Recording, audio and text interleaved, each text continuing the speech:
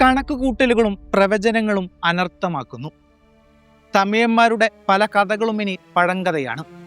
Joseph വിജയുടെ രാഷ്ട്രീയ ചുവടുവെപ്പ് എതിർ പാർട്ടികൾക്ക് ഇത്രമേൽ ഖേദകരമാകുമെന്ന് സ്വപ്നത്തിൽ പോലും അവർ കരുതി കാണില്ല. സിനിമയിലെ താരതാരാളിത്യം രാഷ്ട്രീയത്തിൽ വില പോകില്ലെന്ന് അയാൾക്ക് മുമ്പേ ഉറപ്പായിരുന്നു. അതിന്റെ വ്യക്തമായ ഉദാഹരണമാണ് സാക്ഷാൽ രജനികാന്തും കമൽഹാസനും. ആരാധക മികവാണെങ്കിൽ അവർക്ക് അടിപതറാൻ കാരണമെന്താണ്? ജനങ്ങളുടെ ആവശ്യങ്ങൾ കണ്ടറിഞ്ഞാണ് അദ്ദേഹം രാഷ്ട്രീയത്തിൽ സ്വാധീനം ചെലുത്തിയത്. അവരുടെ ആവശ്യങ്ങളറിഞ്ഞ് പ്രശ്നപരിഹാരങ്ങൾക്ക് അത്താണിയായി അവർ വർത്തിച്ചു. അതിന്റെ റിസൾട്ടാണ് കന്നി അംഗത്തിൽ തന്നെ ജോസഫ് വിജയ്ക്ക് ചരിത്രപരമായ വിജയം സമ്മാനിച്ചത്. തമിഴന്മാർക്കെല്ലാം അയാളാണ്. അദ്ദേഹം വാക്ക് തെറ്റിക്കില്ലെന്ന ബോധമാണ്. ആ ബോധത്തിലാണ് പോളിംഗ് ബൂത്തിൽ ജനങ്ങൾ അയാൾക്ക് വേണ്ടി വോട്ട് കുത്തിയത്. തമിഴ്നാട് നിയമസഭാ തെരഞ്ഞെടുപ്പ് ഫലങ്ങൾ സംസ്ഥാന രാഷ്ട്രീയത്തിൽ സമാനതകളില്ലാത്ത ഒരട്ടിമറിക്കാണ് സാക്ഷ്യം വഹിച്ചത്. വിജയുടെ നേതൃത്വത്തിലുള്ള TVK 108 സീറ്റുകൾ നേടി ഏറ്റവും വലിയ ഒറ്റകക്ഷിയായി ഉയർന്നു വന്നത് ദശകങ്ങളായി നിലനിന്നിരുന്ന DMK AIADMK രാഷ്ട്രീയ ആധിപത്യത്തിന് അന്ത്യം കുറിച്ചു. മുഖ്യമന്ത്രി MK സ്റ്റാലിൻ സ്വന്തം മണ്ഡലത്തിൽ പരാജയപ്പെട്ടതും മത്സരിച്ച് 2 മണ്ഡലങ്ങളിലും വിജയ് വൻ ഭൂരിപക്ഷത്തോടെ വിജയിച്ചതും തമിഴ് ജനത മാറ്റത്തിനായി എത്രത്തോളം ആഗ്രഹിച്ചു എന്നതിൻ്റെ വ്യക്തമായ തെളിവാണ്. വിജയുടെ രാഷ്ട്രീയ പ്രവേശനം 2024 ഒഫീഷ്യലായി പ്രഖ്യാപിക്കപ്പെട്ടെങ്കിലും അതിൻ്റെ വിത്തുകൾ പാകിയത് പതിറ്റാണ്ടുകൾക്ക് മുമ്പായിരുന്നു. സിനിമയിലെ തൻ്റെ കരിയർ കൊടുമുടിയിൽ നിൽക്കുമ്പോഴും വെറുമൊരു താരമെന്നതിലുപരി സമൂഹത്തോട് തനിക്കുള്ള ഉത്തരവാദിത്തത്തെക്കുറിച്ച് അദ്ദേഹം ബോധവാനായിരുന്നു. ആരാധകരെ വെറുമൊരു ആവേശമായി കാണാതെ അവരെ സമൂഹത്തിന്റെ താഴെത്തട്ടിൽ മാറ്റങ്ങൾ കൊണ്ടുവരാൻ കഴിയുന്ന സേനാനികളായി. ഈ ദീർഘവീക്ഷണമാണ് വിജയ് മക്കൾ ഈ സംഘടനയെ തമിഴ്നാട്ടിലെ ഓരോ തെരുവിലും സജീവമായ ഒരു ശക്തിയാക്കി മാറ്റിയത്. തമിഴ് രാഷ്ട്രീയത്തിൽ വിജയ് പുലർത്തിയ ഏറ്റവും വലിയ സവിശേഷത അദ്ദേഹത്തിന്റെ അളവറ്റ ക്ഷമയായിരുന്നു. രാഷ്ട്രീയ പ്രവേശനം എപ്പോൾ വേണമെന്ന് തീരുമാനിക്കാൻ അദ്ദേഹം വർഷങ്ങളോളം കാത്തിരിക്കുന്നുണ്ട്.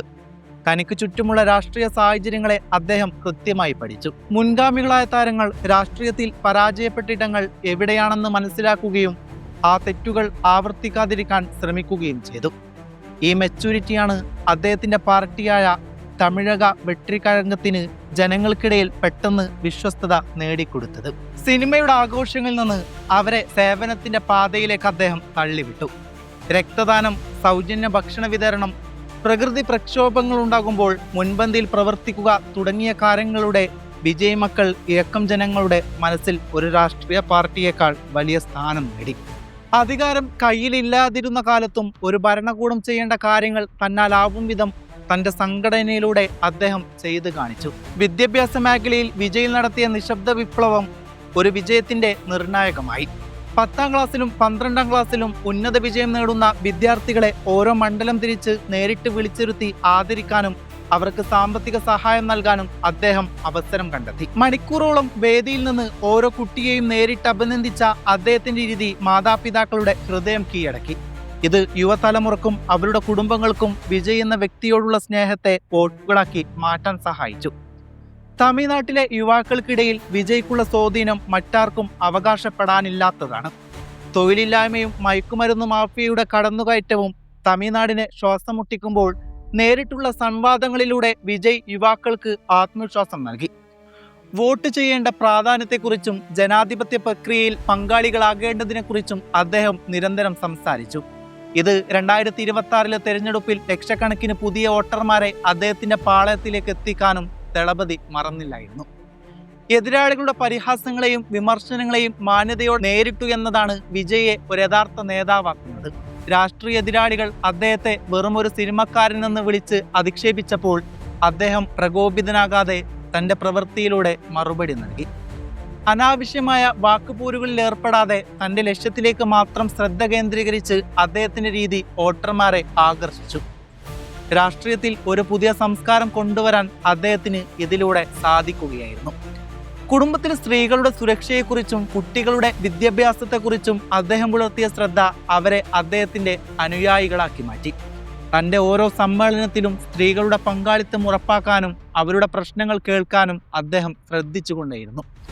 അധികാരത്തിൽ വന്നാൽ നടപ്പിലാക്കാൻ പോകുന്ന വനിതാ കേന്ദ്രീകൃതമായ നയങ്ങൾ അദ്ദേഹം കൃത്യമായി അവതരിപ്പിക്കുകയും ചെയ്തു.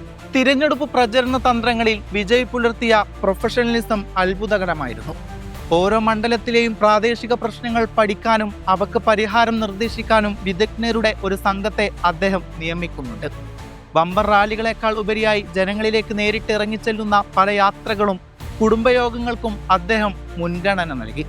ഈ അടുപ്പം ജനങ്ങൾക്ക് അദ്ദേഹത്തോടുള്ള വിശ്വാസം ഇരട്ടിയാക്കുകയാണ്. കേരളം ഉൾപ്പെടെയുള്ള അയൽ സംസ്ഥാനങ്ങളിൽ നിന്ന് വിജയ്ക്ക് ലഭിച്ച സ്നേഹം തമിഴ് ജനത അഭിമാനത്തോടെയാണ് കണ്ടുനിന്നത്. തൻ്റെ സംസ്ഥാനത്തിന് പുറത്തും തനിക്കുള്ള സ്വീകാര്യത ഒരു രാഷ്ട്രീയ നേതാവ് എന്ന നിലയിലുള്ള അദ്ദേഹത്തിന്റെ പ്രതിച്ഛായ വർദ്ധിപ്പിക്കുകയാണ്. തൻ്റെ കരിയറിലെ ഉയർച്ച താഴ്ചകളിൽ കൂടെ നിന്ന ആരാധകരെ തൻ്റെ രാഷ്ട്രീയ വിജയത്തിന്റെ പങ്കാളികളാക്കാൻ അദ്ദേഹം ഓരോ ഘട്ടത്തിലും ശ്രദ്ധിച്ചുകൊണ്ടേയിരുന്നു.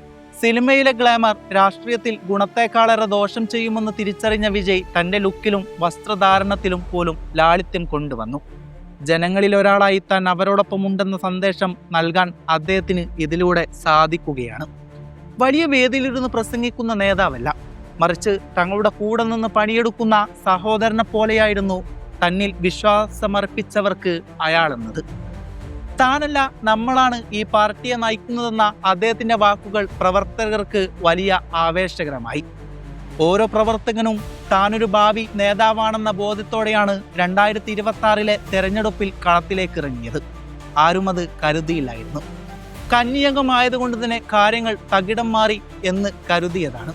എന്നാൽ ചരിത്രത്തിലെ ഏറ്റവും വലിയ അട്ടിമറികൾക്കൊന്നിനായിരുന്നു തമിഴ്നാട് സാക്ഷ്യം വഹിച്ചത്. കഴിഞ്ഞ ഏറെ ദശകങ്ങളായി സ്വന്തത്തിനു വേണ്ടി സർവ്വതും മറന്ന് രാഷ്ട്രീയം രുചിച്ചവർക്ക് ജനങ്ങൾ നൽകിയ ശിക്ഷയാണിത്. ഇന്ന് അവരെ നയിക്കാൻ, അവർക്ക് അത്താണിയാവാൻ, സ്വന്തം മറന്ന് തലോടാൻ അവർക്ക് ഒരു നേതാവുണ്ട്.